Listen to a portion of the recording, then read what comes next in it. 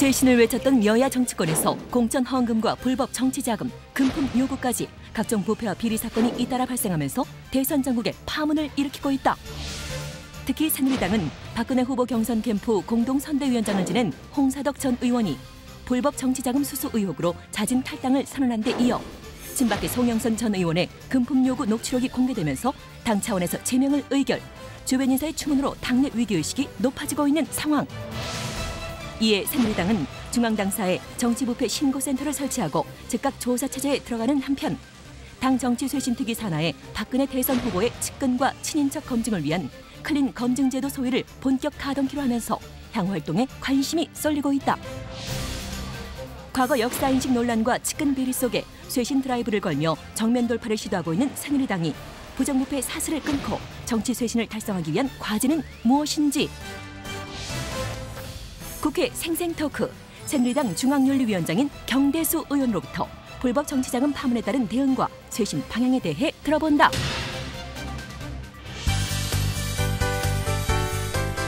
시청자 여러분 안녕하십니까? 국회 생생토크의 이영대입니다. 연말 대선 경쟁이 본격화되는 가운데 여야 정치권이 연이은 불법 자금 수수와 그리고 금품 요구 의혹으로 곤혹스러워하고 있습니다. 의혹이 제기된 당사자들 모두 사실무근이다 이렇게 강하게 부인하고 있는데요. 그러나 이번 대선 전국에 어떤 파장을 가져올지 주목되고 있습니다. 오늘은 새누리당 중앙윤리위원장이신 경대수 의원님 모시고 이번 불법자금 파문에 대한 새누리당의 대응과 쇄신 방향에 대해서 말씀 나눠보도록 하겠습니다. 경 의원님 안녕하셨습니까? 네, 안녕하십니까? 네. 이제 19대 의정 활동 시작하셨는데요. 그 소회를 먼저 여쭙겠습니다. 제가 이제 정치하겠다고 시작한 지 한 4년 됐는데 네. 그 동안에 이제 국회에 오지 못하고 원외위원장으로 4년 동안 활동하다 이제 처음 초선 국회의원이 됐습니다. 네. 밖에서 보기에는 국회가 이제 공전이 되면 하는 일 없이 지나는 줄 알았는데 6월부터 임기가 시작되고 나서 지금까지 이제 3개월 좀 지났습니다. 네. 첫 달이 이제 여야 합의가 안 돼서 공전이 됐는데도 불구하고 총선 끝나고 지금까지 하루도 쉬는 날이 없이 바쁘게 움직였거든요. 그래서 네. 막상 이제 국회의원이 되고 보니까 정말 바쁜 직업 중에 하나가 국회의원이구나. 네. 새삼스럽게 느꼈습니다. 네. 지역구가 증평, 진천, 괴산, 음성 이렇게 여러 군을 포함하고 있는데요. 네. 이번 선거에서는 어떤 공약으로 민심을 얻으셨습니까? 저희 지역은 지금 말씀 주셨지만 이제 증평, 진천, 괴산, 음성 4개군 네. 복합 선거구입니다. 그래서 지역 간에 이제 균형 발전도 조금 이게 안 돼 있는 상태고 네. 또 농촌 지역이라서 좀 상대적으로 도시 지역에 비해서 발전도 좀 더딘 지역이 그렇습니다. 네. 그래서 제가 그 공약으로 우리 군민들한테 약속드렸던 것은 새롭게 그동안에 없던 공약을 말씀드린 내용은 좀 거의 없고요. 네. 그동안에 우리 군민들이 이루지 못한 수건 사업들 그거를 민주당 후보가 이제 지금까지 계속 국회의원을 했는데 새누리당 후보인 경대수를 뽑아주면은 네. 그동안에 해결 못한 수건 사업 그것을 차근차근히 다 약속대로 실천하겠습니다. 이런 공약을 제가 이제 말씀을 드렸는데 네. 국민들이 제 말씀을 더 많이 믿으신 것 같습니다. 네. 네. 이제 고향은 이 지역이시지만 경기고등학교 서울법대 그리고 네. 검사장으로 아주 화려한 제가 공무원 생활을 하셨는데요. 경기가 아니고 네. 경동고등학교 네. 서울법대 그리고 네. 이제 화려한 검찰 생활을 하셨는데요. 네. 다시 돌아가시면서는 농민의 아들을 자처하셨습니다. 그렇게 네. 농민을 스스로 이렇게 자임하면서 어떤 부분에 주목하고 계십니까? 우선 제가 초등학교를 이제 시골서 네. 완전히 버스도 안 들어오고 전기불도 안 들어오는 데서 다녔거든요.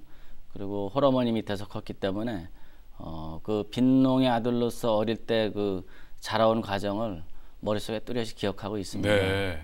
그래서 이제 제가 검사 생활 23년을 마치고 정치인이 되겠다고 마음을 먹었을 때 그동안에 낙후됐던 우리 고향의 발전을 위해서 나름대로 주춧돌 하나라도 놓는 역할을 제 인생의 마지막 목표로 삼겠다 그런 네. 각오로 내려갔습니다. 네. 그 현재 우리의 전반적인 농업 정책 또 예산 분배 어떤 점에 중요한 문제점이 있다고 파악하고 계십니까? 기본적으로 우리 저 농촌이 이제 1991년도에 네. 농촌 인구가 600만 명이 넘었습니다. 그런데 네. 이제 통계로 보면은 금년도에 농촌 인구가 300만 아래로 떨어져 있는 상태거든요. 농촌이 과거에 우리 대한민국을 떠받치던 산업이고 네. 또 우리 대한민국 국민이라면 대부분의 사람들이 농촌 어촌 출신일 겁니다. 고향이. 네. 근데 상대적으로 지금 국가에서 차지하는 그 비중이 적다 보니까 우선적으로 국가 산업 전략을 수립하는데 농촌이 좀 상대적으로 소외된 게 많다. 네. 그런 걸 뼈저리게 느끼고요. 지금 농촌은 이제 고령화가 급속히 진행이 되고 있고 또 일자리가 없으니까 젊은이들이 떠나다 보니까 신생아 숫자는 점점 줄어들고 네. 그래서 이게 빈곤의 악순환 같은 현상이 계속 지금 반복이 되고 있거든요. 네. 그러한 그 구조적인 그 뭐랄까 문제점을 타파하는 게 우리 농촌 현실에서는 제일 시급하게 우리가 고려해야 될 부분이다 이렇게 생각하고 있습니다. 네. 이제 법률가에서 이제 정치가로 이제 변신을 하셨는데요. 지금 박근혜 후보가 이번 역사 인식과 관련해서 특히 5.16이나 또 유신이나 인혁당 판결에 대해서 그 우리의 헌법에 상당한 장애가 되었고 또 민주주의 발전의 일정 부분 저해 요소가 됐다는 그런 그 사과의 말씀을 하셨는데요. 법률가로서 이런 인식의 전환 어떻게 평가하십니까? 우선 어제 우리 새누리당 후보이신 박근혜 후보가 네. 그와 같은 국민들한테 드리는 말씀을 하시는 걸 저도 지켜봤습니다. 네. 방송에서. 그런데 오랜 동안 이제 나름대로 고민하시고 이제 말씀하신 진정성이 우선 그 방송을 지켜보면서 느껴졌고요. 네. 법률가 입장에서 보면은 그 5.16이라는 건 어쨌든 실정법에 위반된 쿠데타적 성격이 있다고 보여지는 네. 거고 또 유신 부분도 그런 성격이 좀 있죠. 인혁당 부분도 지난번에 우리 박근혜 후보께서 이제 그 어느 방송 인터뷰에서 말씀하신 것 때문에 한동안 좀 시끄러웠습니다만 그 어제 말씀하신 내용이 네. 저는 그 올바른 방향으로 가고 있다 이렇게 말씀을 드리겠고요. 네. 또 한 가지 말씀을 드리자면 우리 박정희 대통령 시대의 공과는 네.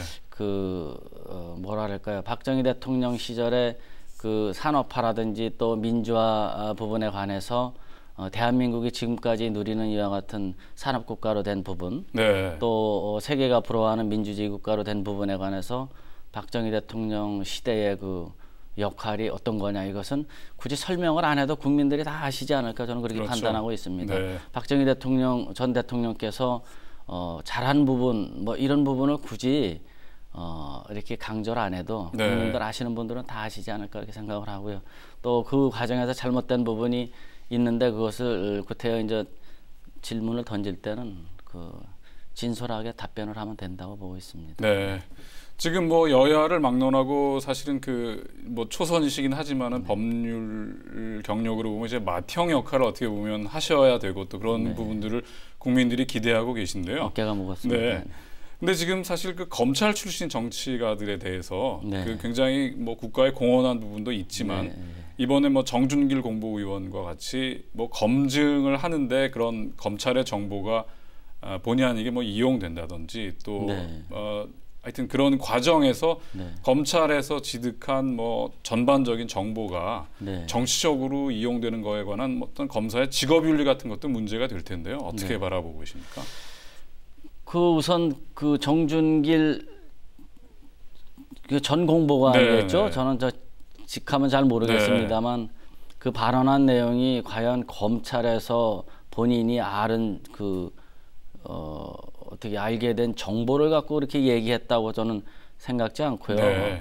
또 저한테는 뭐 검찰에서는 한참 후배라서 개인적으로는 자세히 모릅니다만 그거 때문에 검찰 출신의 윤리관이라든지 그런 게 문제가 된다고는 저는 안 보고 네. 오히려 이제 그 조직 생활에서 오래 몸담다 보니까 거기서 그 단련된 그와 같은 뭐랄까요, 그 능력이랄까 네. 그런 걸 감안해서 공보관에 갔다고 보여지는데 그 개인의 잘못 때문에 아무튼 당이 입은 상처가 너무 크다고 생각을 하고 있습니다. 네.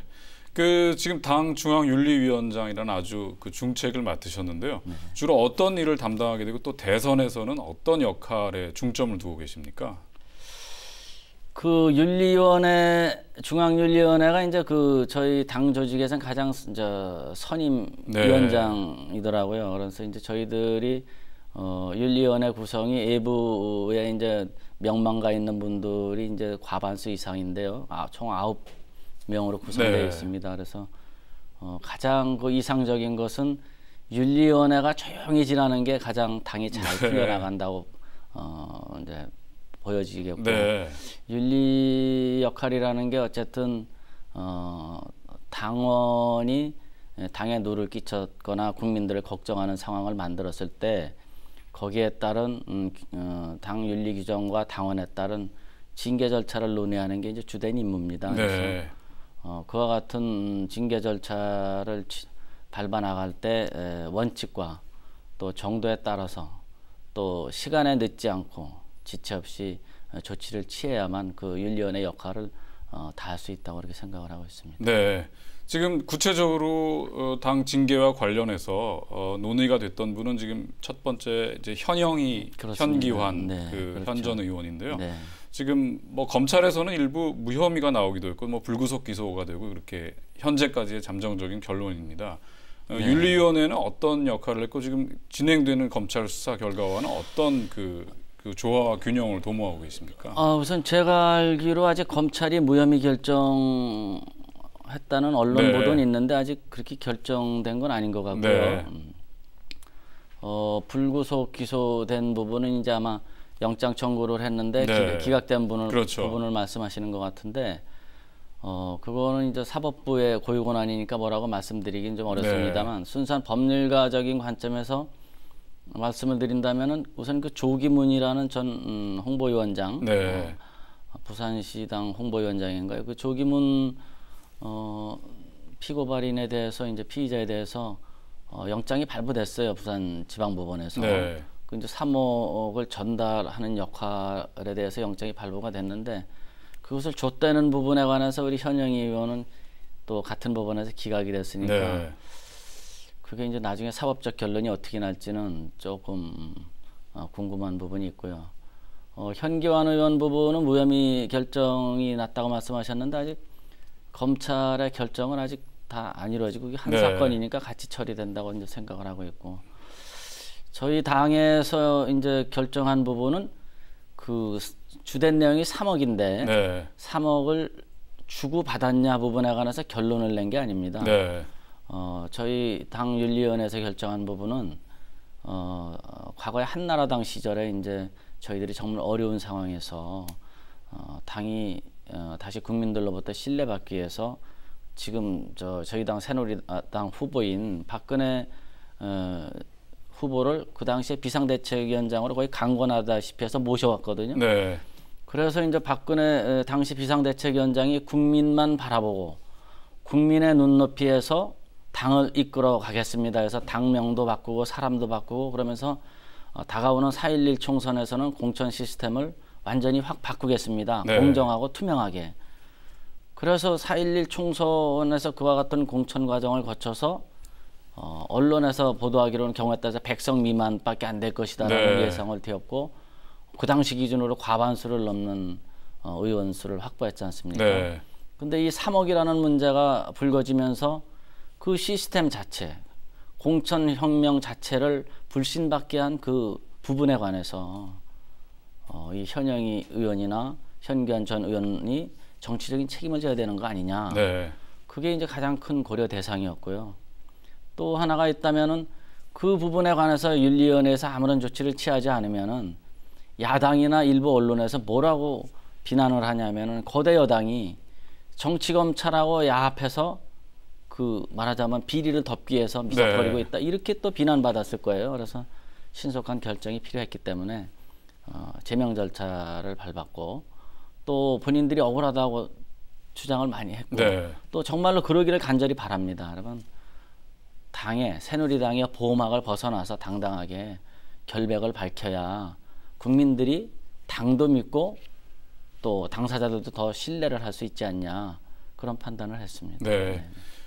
지금 국민들의 관점 중에 하나는 이런 어떤 의혹이 불거질 때마다 박근혜 후보가 책임론으로부터 좀 모면하기 위해서 조기에 섣부른 결정을 한다는 그런 부분입니다. 그러니까 지금 김형태, 문대성, 현기환 또 이번에 현영희 의원에 이르기까지 의혹이 불거지면 아직 뭐 검찰이나 사법 절차가 이루어지지 않았는데 일단 제명 내지 준하는 절차를 밟아서 책임을 단절시키는 것이고 지금 우리 경 의원님 맡으신 그 중앙윤리위원회 같은 곳에서 사실상 좀 걸러주고 적법 절차를 보장해 주어야 하는 그 실질적인 보장이 좀 미흡하지 않느냐는 지적도 있습니다. 어떻게 보십니까? 우선 적법 절차 당에서 정해진 규정에 따라서 그 제명이든 징계 처리를 했지 그 규정에 위반돼 갖고 한 과정이 없었고요. 네. 또 문대성 앞에 그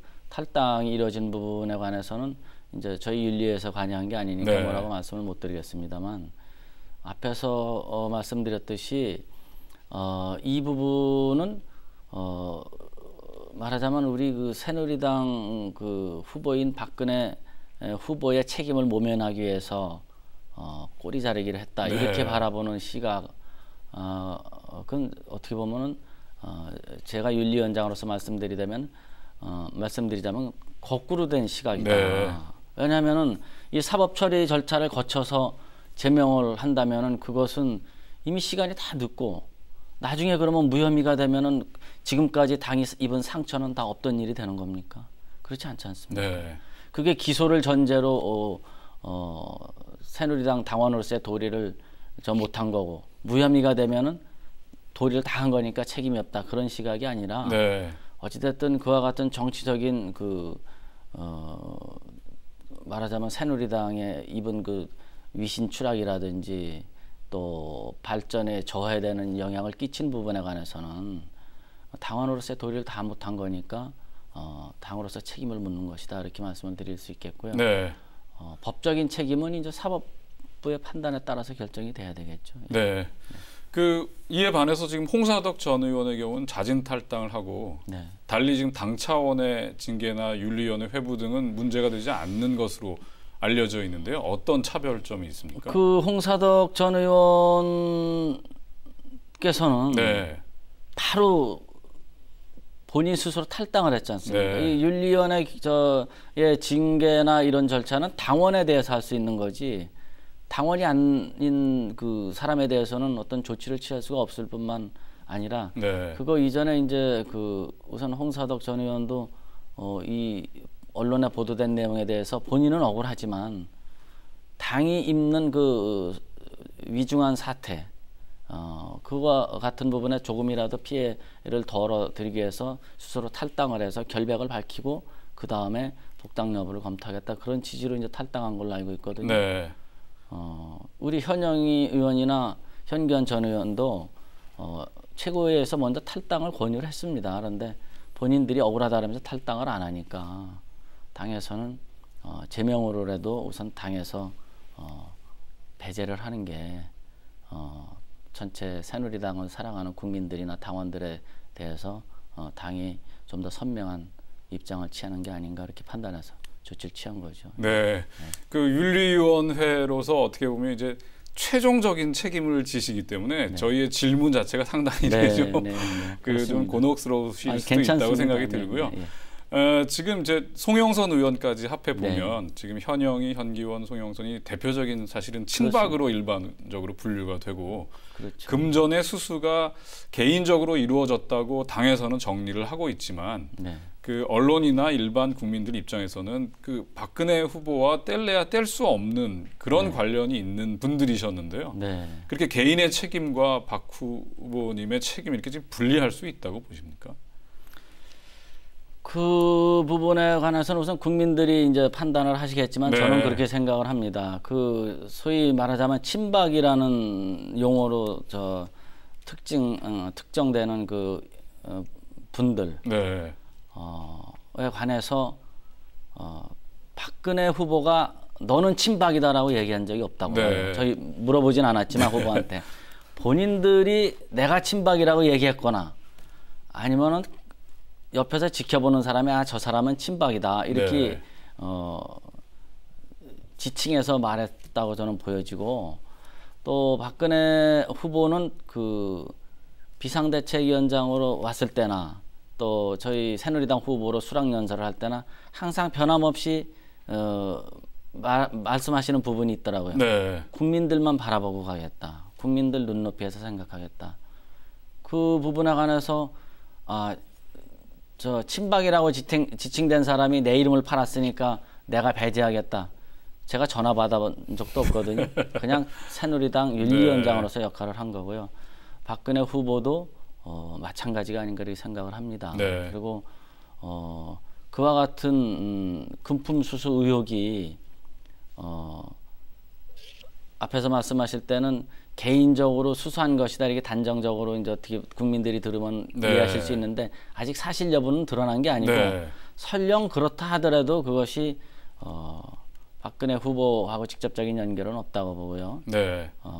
또 그 과정에서 금품 수수가 사실은 이루어지지 않았다라면은 개인적으로는 좀 억울한 부분이 있겠지만 정치적인 책임은 어차피 져야 되는 거니까 당에서 제명이나 또 기타 징계 절차를 취할 수밖에 없다고 봅니다. 네. 그 검찰 개혁에 관한 말씀을 여쭙겠는데요. 사실 그 국민들께는 바다 이야기라는 아주 그 사행성 그 오락 게임이 휘몰아칠 때 그 광풍을 잠재운 그 국민 검사로 지금 많이 기억이 되고 계십니다.